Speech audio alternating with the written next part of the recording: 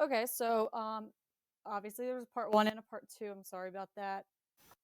My dog went crazy in the middle of teaching this one, so I figured I'd stop and just restart. That's why I covered over a bunch of paper so we could start over again. All right, so as we were saying before, we notice that this is a radical, which means that there needs to be a conjugate pair. So we know that there's also 1 plus the square root of 3, which means that, remember, factors are opposites. So we do x minus 2. Then we're doing x minus a 1 minus root 3.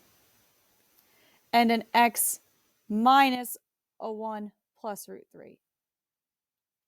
So if we notice, like, remember, we just inserted the 2 here. So it's like we're inserting the whole thing next to the minus, the whole thing next to the minus. Well, this is hideous, and this is not how we're supposed to write factors. So that means we have to do more, just like we did here.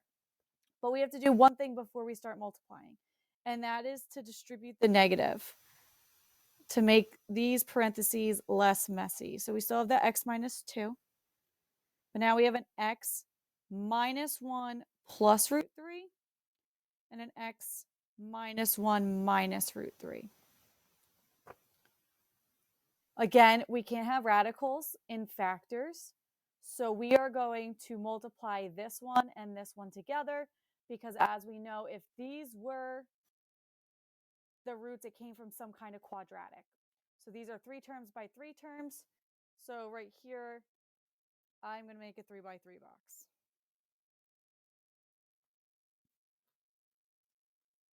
You could probably shove the 3 by 3 box in this spot, but in order for you guys to see, I'm working on an extra piece of paper. Feel free to also work on extra pieces of paper if you want.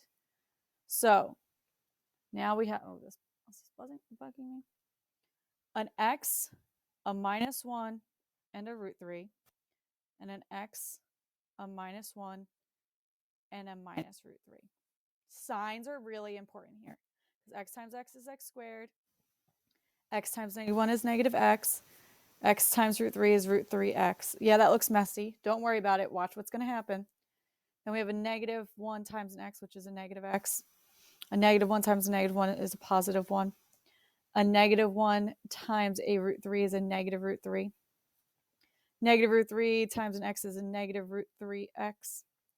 A negative root 3 times a negative 1 is a positive root 3. Negative root 3 times a positive root 3. Again, root 3 times root 3 is root 9. The square root of 9 is 3, so it's negative 3. We combine like terms to take it out of the box. So x squared comes out minus 2x, right? Because these two are the same. This is a minus root 3x, and this is a positive root 3x. They cancel each other out. This is a root 3, and this is a negative root 3. They cancel each other out. So now we're left with a 1 and a minus 3 and get a negative 2. Notice we got rid of all of the funky stuff. If you didn't get rid of that, that means you have a sign issue. So now the real answer here is f of x equals x minus 2 times x squared minus 2x minus 2. And that's a fully factored form of that. I's are the same. So they're just like the radicals, where if you see there's a regular I, there must also be a negative I. If there's a 2 minus I root 2, that means there also must be a 2 plus I root 2. So this one's a little more easier. This is going to be an x, f of x equals x plus 1, x minus I, x plus I. And then when you do FOIL of that, you're left with x plus 1. And then so this is x squared minus ix plus ix. Those go away. And an I times I is negative 1. So you end up with an x squared minus 1. This one's a lot messier. So what I want you to do is stop, pause the video, follow the process we did up here, and then try it down here. And then unpause to check your answers with me. All right, so hopefully you unpause because you got your answer. So we need to rewrite these as factors. So f of x equals x minus 2. And we have an x minus 2 minus I root 2. X minus 2 plus I root 2. And then we're going to distribute that. So f of x equals x minus 2, x minus 2 plus I root 2, x minus 2 minus I root 2. We see that these must be multiplied together to make a quadratic that doesn't have radicals. So you should do the box method. It should be a 3 by 3 box. X minus 2 I root 2, x minus 2 minus I root 2, x squared minus 2x,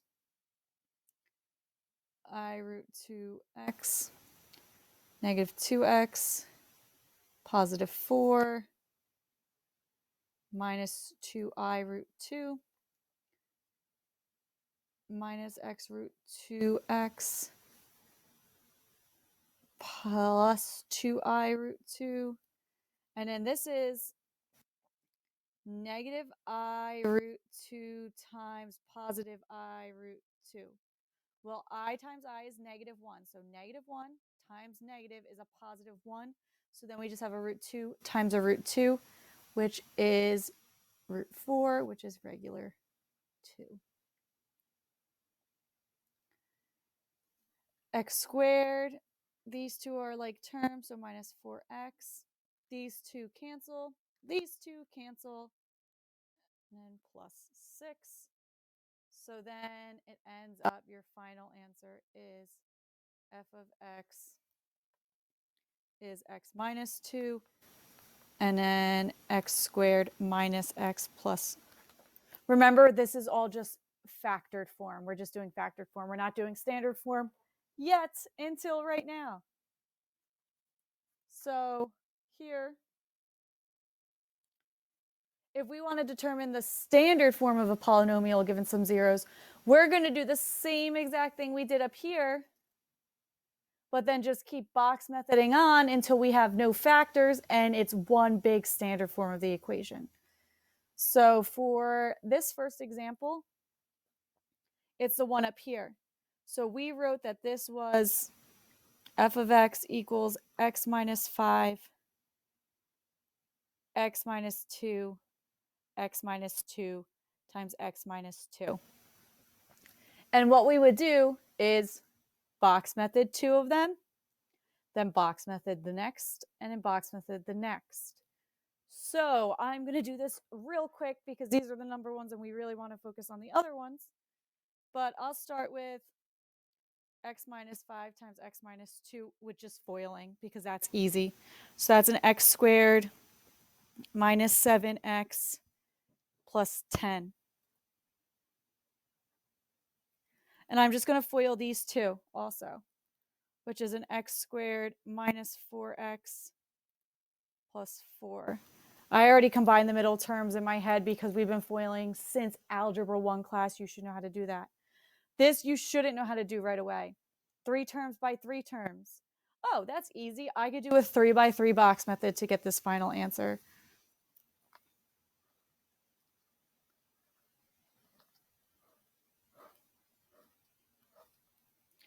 X squared negative 7x, 10. X squared negative 4x, 4. That's an x to the 4th. That's a 7. X cubed, that's a 10x squared. It's a negative 4x cubed. Positive 28x squared. Negative 40x. 4x squared. Negative 28x. 40. And now combining like terms. So we have our standard form being x4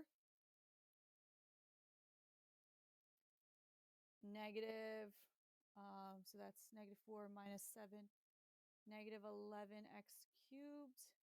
All three of these can be combined. So that's a 14 plus 28, 38, 42 x squared minus 68x plus 40. And there's your standard form. So that's one with all numbers. Now let's work with, again, all of the funky stuff. Well, for 1 in root 5, we already did 1 in root 5 up here.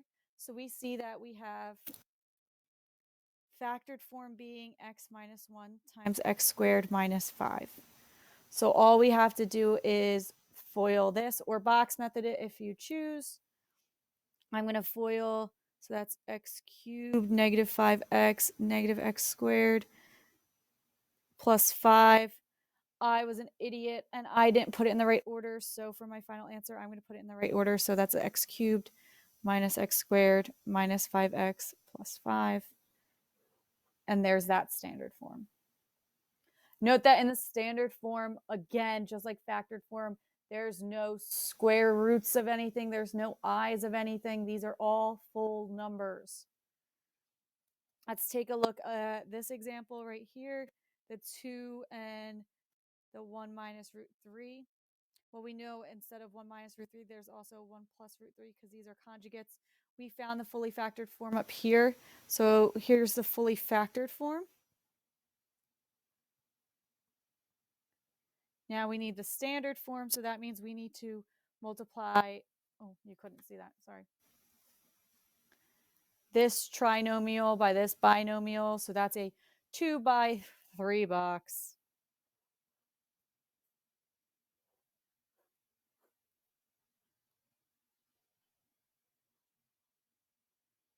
X cubed negative 2x squared minus 2x minus 2x squared positive 4x.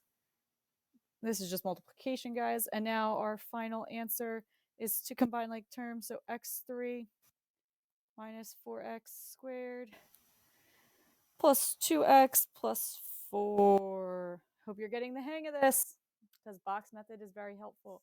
There's one more page with 2 more examples on it. These are both examples that we wrote in over here. So the first one is the I. So remember we left off with x plus 1, x squared minus 1.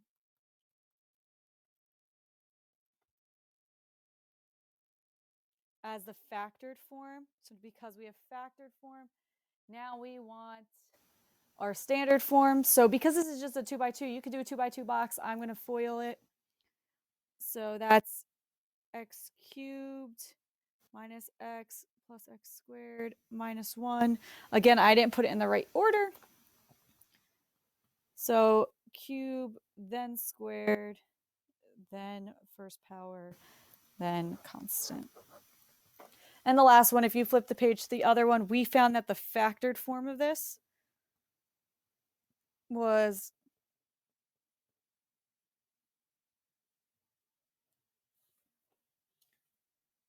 x minus 2, x squared minus 4x plus 6. So now this is a 3 by 2. Throw that in a 3 by 2 box.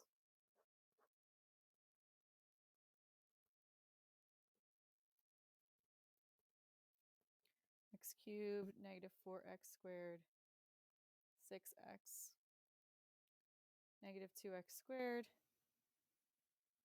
8x, negative 12.